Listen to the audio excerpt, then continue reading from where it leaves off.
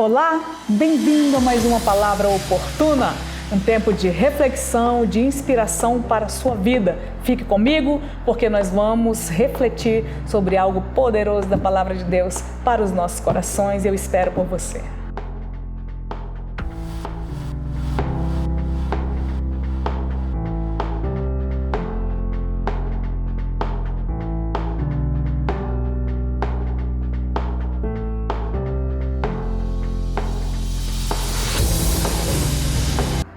Voltei, graça e paz, e o nosso tema de hoje, portanto, é a igreja é vencedora. Quero compartilhar com você fazendo esta afirmação, que a igreja é vencedora.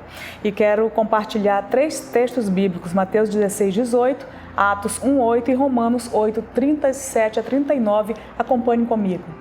Também eu lhe digo que você é Pedro, e sobre esta pedra edificarei a minha igreja e as portas do inferno não prevalecerão contra ela.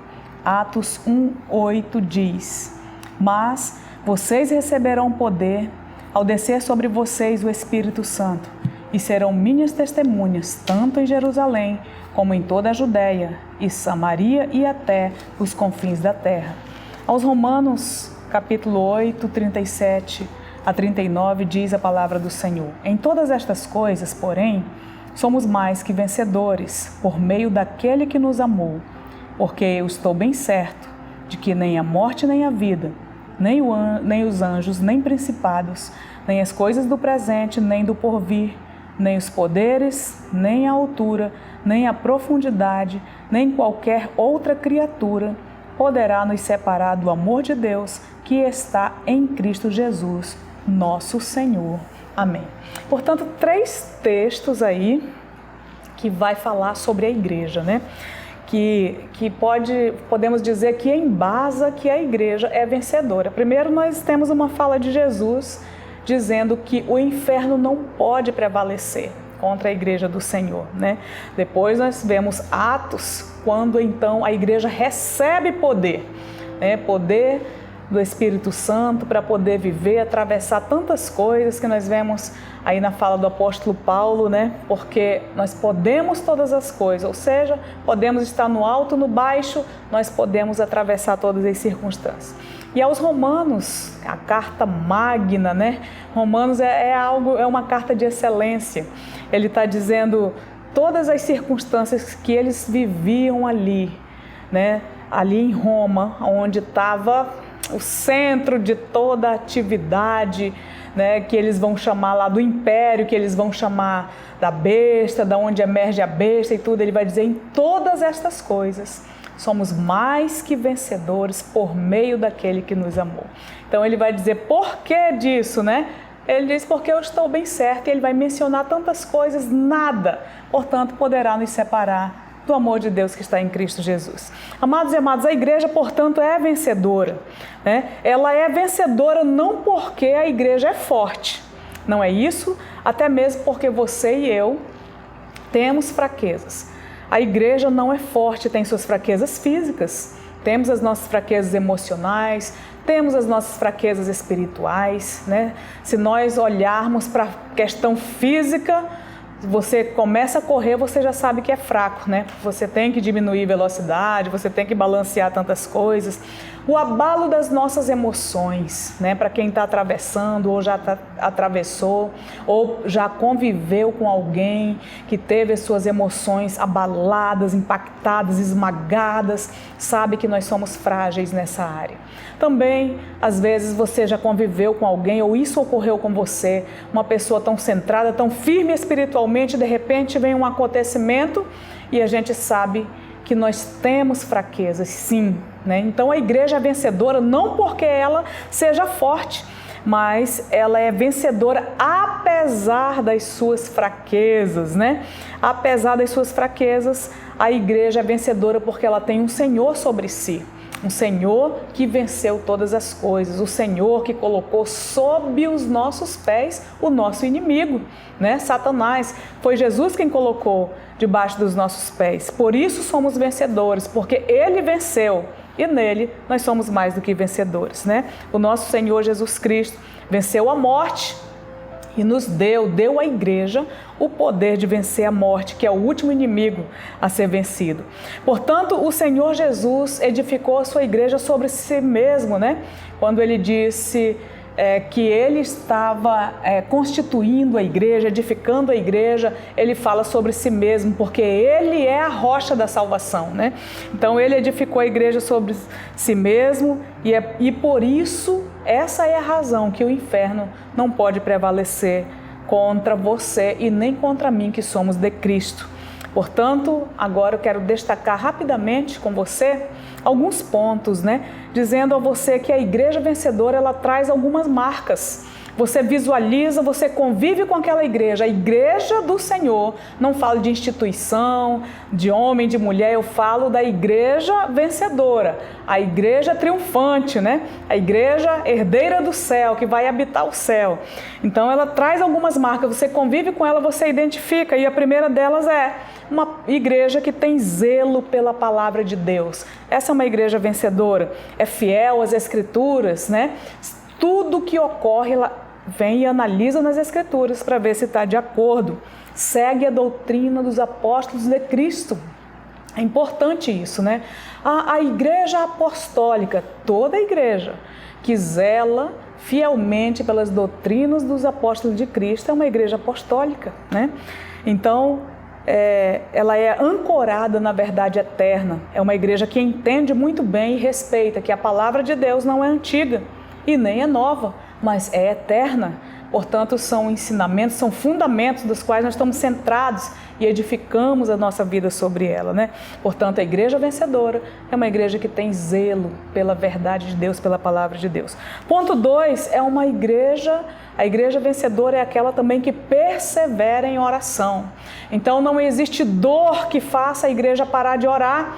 Nós vimos na história, nós vemos registrado na palavra de Deus que sofrendo fortes perseguições, alguns deles presos, outros amarrados nos postes, incendiados, né?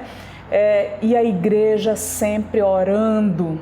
Quando ela estava ameaçada, acuada num canto, se encontrando nas cavernas, escondida, a igreja continuava em oração.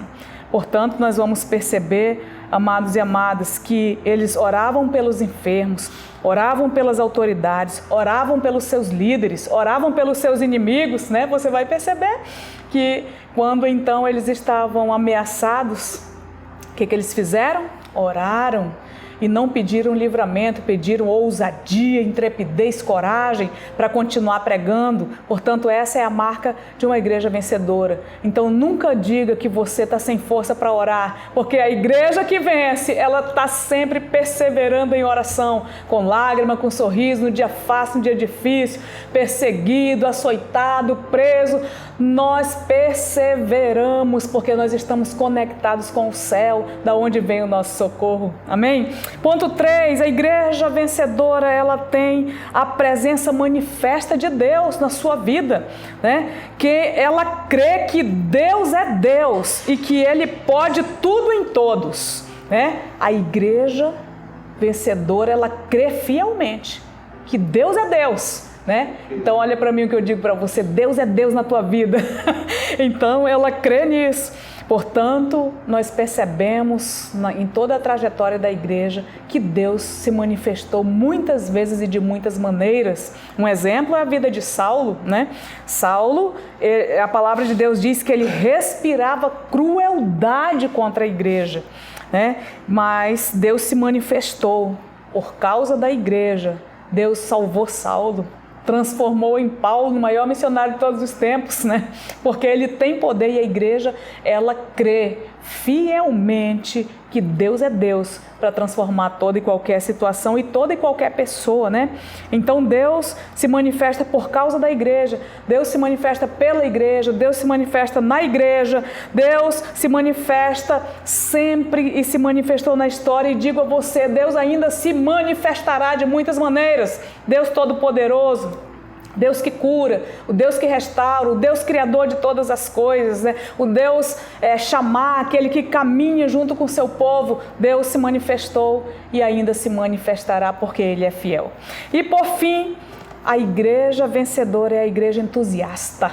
Ela tem entusiasmo, né? Vamos nos reunir em culto, glória a Deus, há um entusiasmo, uma alegria nos nossos corações, é uma delícia cultuar o Senhor. Então, olha, amados e amadas, se o seu coração pesa a questão de ir ao culto, se no seu coração pesa ter que acordar para orar, reveja o seu coração.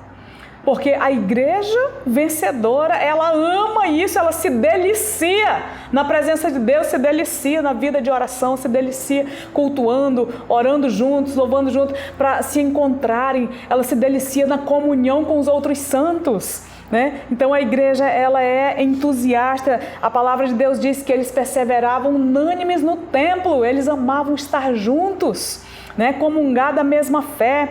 Ela tem prazer de cultuar, nunca é um peso, pelo contrário, é uma delícia cultuar, louvar, é uma delícia ofertar. Olha bem que coisa maravilhosa. Se o seu bolso não está convertido, olhe para o seu coração, tem alguma coisa errada, né? Porque é uma delícia ofertar, sustentar o reino de Deus, sustentar missões, né? Suprir, sabe? Deus deu tudo o que você é e o que você tem, para que nós possamos ser abundantes, né, na obra do Senhor. Portanto, nunca, jamais, o culto ao Senhor deve ser como um ofício fúnebre, né? Nunca. Não sei se você já visualizou isso. Às vezes tem alguém pregando e tem alguém no banco que parece que está no fúnebre, né? Está morrendo, está se arrastando. Nós precisamos rever nossos conceitos se isso ocorre, porque o culto, amados e amadas, é um lugar vivo, é um lugar de vida, é um lugar de alegria, é um momento de deleite, de delícias na presença do nosso Deus. Portanto, né, e na presença uns dos outros, na comunhão dos santos, é um lugar de vida, é um momento que a vida plena, ela transborda, né, das nossas vidas, nos nossos corações. Portanto, fechando isso com você e comigo, dizer a você: o zelo pela palavra de Deus, a perseverança em oração, a presença manifesta de Deus e o entusiasmo são marcas lindas que a igreja vencedora carrega e manifesta nessa terra. Bendito seja Deus por isso. Quero abençoar você que é a igreja de Cristo com essa palavra e que você hoje recobre ânimo, alegria no seu coração, porque apesar das fraquezas, apesar das dores, apesar de que tudo não aconteceu como você queria que fosse, você é vencedor e vencedora em Cristo Jesus. E isso que está ocorrendo nunca vai te separar do amor de Deus. Amém? Quero orar com você. Obrigada, Pai. Bendito seja o teu nome por essa palavra linda, poderosa, que vai mudar o clima do nosso dia hoje. Na tua presença eu abençoo esse coração. Pai, no nome do Senhor Jesus, assim como a tua igreja no decorrer da história atravessou tantas condições difíceis, mas ela sempre caminhou acima de tudo isso, porque os teus caminhos são mais altos que os nossos e nós trilhamos pelo caminho do Senhor. No nome de Jesus Cristo, nós te adoramos, te bendizemos e clamamos a tua bênção sobre cada coração. Amém e graças a Deus. E o Senhor te abençoe e te guarde. E até a nossa próxima Palavra Oportuna.